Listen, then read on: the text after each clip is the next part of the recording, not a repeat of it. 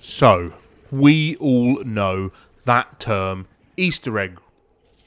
It's used to describe a hidden message or exciting side quest and is referenced as such because it is much like an Easter egg hunt. However, you may or may not know that the first ever Easter egg to be in a video game was discovered back in 1979 in the Atari 2600 game called Adventure. The creator's name was hidden in a secret room. Of course, his name is Warren Robinett. He was motivated to do so as Atari didn't credit the developers for their work. This then sparked a trend within a large number of video game developers to include an Easter egg or two into their games. Thus, Easter eggs have become a huge part of the gaming culture. And when it comes to Call of Duty Zombies mode, they are an essential part of the overall experience and have been since the beginning. The hidden side quests and gimmicks give a new and exciting dynamic to the game, and Black Ops 6 is no exception. It's one of the reasons that I'm enjoying the mode again. That and the fact that it's now round-based again. However, I'm not good at the game, and in most cases I need to be carried through to the end by either my friends or randoms. So to attempt to complete the Liberty Falls solo is not going to be an easy feat. There are going to be numerous challenges that we face, and for a casual gamer like myself, it can also be quite daunting. The hordes of difficult enemies, which of course get more difficult each round you go to, and also having to remember the continual steps of the Easter egg, which can also require a much deeper understanding of the game's mechanics. It's a true test of skill and perseverance, especially when all you can think about in some cases is stay alive, stay alive, stay alive, but all that's happening is being chased by either a mangler or an abomination, or in some cases both. Oh, and let's not forget to mention those time constraints. Certain steps of the Easter egg have to be completed within a set time frame. Of course, for us casual gamers, this poses more anxiety. If we want to complete the quest, we have to do things to work quickly and efficiently, while also attempting to stay alive if we want to succeed. Hello, I'm a bot. One mistake is all it takes, and my game is over. The stakes can be extremely high, and it is the sense of accomplishment once you have finally overcome the difficulties that make you feel invincible. But can you get there? Now, my personal experience of attempting to complete the main Easter egg has been some form of crazy rollercoaster with a plethora of emotions. However, mostly just frustration or anger. This is annoying, as I always start out with a large boost of positivity and, well, an air of confidence. I always load into a map thinking that I have a solid strategy in place. You know, rampage to round 5, and then go through the bowling Easter egg, and then do the main Easter egg. However, things rarely go well. They always seem to take a turn for the worst, and before I know it, I'm just running around attempting to stay alive. So, I've been attempting to complete the Liberty Falls main Easter egg for some time, and most of my attempts have been disastrous. Either I get wiped by the pesky zombies, or I get stuck on one of the steps for what feels like an eternity. And what can sometimes be even more frustrating is the game can glitch. I've had it several times recently where I have to keep skipping rounds because the groundskeeper hasn't spawned in. Or, once I've got to the second canister stage, the projectors bug out and won't work. And I keep going back to the strategy and the lore behind them, and I then have to save, quit, and come back in. Or maybe I am just doing things wrong. It almost got to the point where I was ready to give up. However, instead, I kept trying, kept learning from my mistakes, and slowly but surely, I've started to make some progress. There are still some moments of frustration, of course, but with each small victory, my determination has been growing. So I researched the internet for the best weapons and strategy in order to give myself every chance of completing this Easter egg. We all know I could use all the help I can get. So I also did reach out to my community through my streaming platform, and they helped also.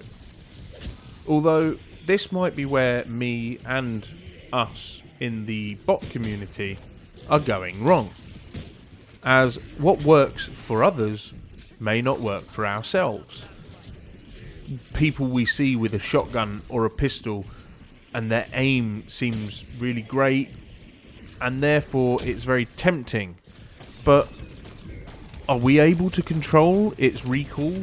Are we able to make the thing work just as well? Or are we just making things potentially harder on ourselves?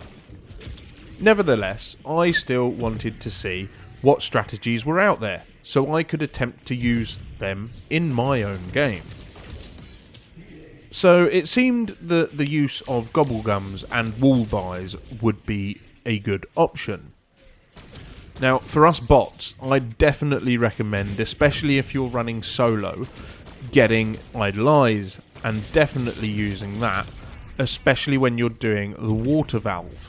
The great thing is, it lasts for 30 seconds and the water valve takes about 35. So you're able to get this done super quickly. Another way is that you could use the wall power gobblegum to buy the GS45 from the wall, right in the spawn area. Now this one's rather popular with a lot of people because it's pack-a-punch straight away, and therefore you won't, you'll have a gun instantly. But also don't forget that you will need PhD flopper with that to help protect you from the explosive rounds of the pack-a-punch weapon. Another popular strategy was to try and complete smaller Easter eggs, so the side quests, to attempt to get the ray gun, for example, the bowling alley, doing that one to get the ray gun free, and also the vault loot egg as well. So those are just two of the ways to get the ray gun for free, but of course if you wanted to, you could chance getting it from the mystery box. I would advise, though, that if you are going to do that, I'd put the Wonder Bar Gobblegum on, as it's going to give you a chance of getting one of the 3 Wonder Weapons, so you're going to have 33.33% chance of getting that ray gun. If not, you might get the Thirsterdine Model 23, which of course you do need in order to complete the main Easter egg anyway. So it's a win-win, right? Although the game has to be on your side in some ways too. For example, in the many games, and there are many that I've played, when you extract the energy from the LTG, either a mangler or an abomination will spawn in. Now, if I had it my way, I'd choose the mangler, as he's easier to kill, whereas the abomination is much harder to. This, of course, can have a knock-on effect with the rest of my round, or game. It can be quite demoralising when you attempt to extract the essence from the abomination and your bullets feel like they're made of stupid rubber that just bounce off him. Even though your gun has been pack-punched twice and you've got it to level 3 rarity. But I refuse to let the frustrations get the best of me. I've been sat taking deep breaths, I've regrouped, and I've tried again, and again, and again. And finally, what seems to feel like an eternity, I got most of it right. I entered the final stages of the Easter egg. I was in the boss fight, and it was incredible. It felt amazing to get there. For someone who is as casual and botty as myself, I was able to achieve something for me that was remarkable. I had a rush of adrenaline, the sense of pride, and it was all-consuming. I'd worked really hard to get here, and finally it's paid off. But did it? I was in that boss fight, running around crazily, trying to keep alive, trying to demolish the manglers and the abomination, and yet still I could not get there. It was rather difficult. But hey, it's another step in my gaming journey. So looking back at my journey, I've realised how much I've grown as a player. I've developed new skills, learnt to think on my feet, and discovered a new-found appreciation for the game's mechanics. But more than that, I gained a sense of satisfaction that hard work can get you further. It's the knowledge that I've pushed myself to my limit, and that I've refused to give up, and that I'm getting better and improving.